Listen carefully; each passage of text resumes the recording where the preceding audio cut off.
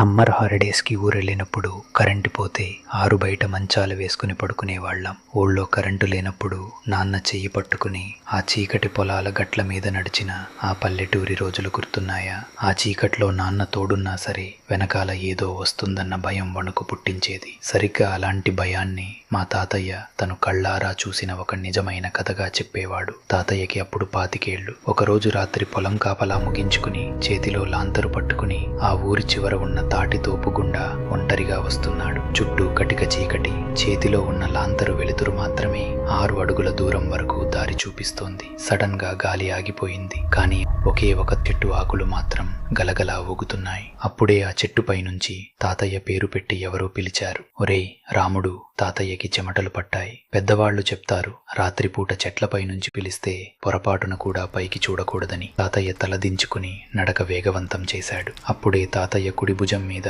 పైనుండి ఒక చుక్క పడింది. వాన చినుకు అనుకుని ఎడమ చేత్తో తుడుచుకున్నాడు. కానీ అది వాన నీరు కాదు, చాలా జిగటగా ఉంది. చేతిలో ఉన్న లాంతరు వెలుతురు దగ్గర పెట్టుకుని చూస్తే అది ఎర్రటి పచ్చి రక్తం. తాతయ్యకి ప్రాణాలు పోయినంత పనైంది. ఇక లాభం లేదని పరుగెత్తడం మొదలుపెట్టాడు. కానీ 2 అడుగులు వేసి ఆగిపోయాడు. తాతయ్య కళ్ళు నేల మీద పడుతున్న తన సొంత నీడ మీద పడ్డాయి. చేతిలో ఉన్న లాంతరు వెలుతురులో తాతయ్య నిల్చుంటే కింద పడుతున్న నీడ మాత్రం నిల్చోలేదు. ఆ నీడ 2 చేతులతో తన తలకాయను తానే పట్టుకుని పరిగెత్తడానికి రెడీగా ఉన్న ఒక మొండెంది. ఆ క్షణంలో తాతయ్య ఆ లాంతరును అక్కడే నేలకేసి కొట్టి పగలగొట్టి ఆ కటిక చీకట్లోనే ఊరివైపు ప్రాణాలు అరచేతిలో పెట్టుకుని పరిగెత్తుకుంటూ వచ్చాడు. ఆ చీకట్లో మన వెంటే ఉండే మన నీడను కూడా నమ్మకూడదు. ఇలాంటి భయంకరమైన కథల కోసం తెలుగు హారర్ ఫైల్స్ని ఫాలో అవ్వండి, సబ్స్క్రైబ్ చేయండి.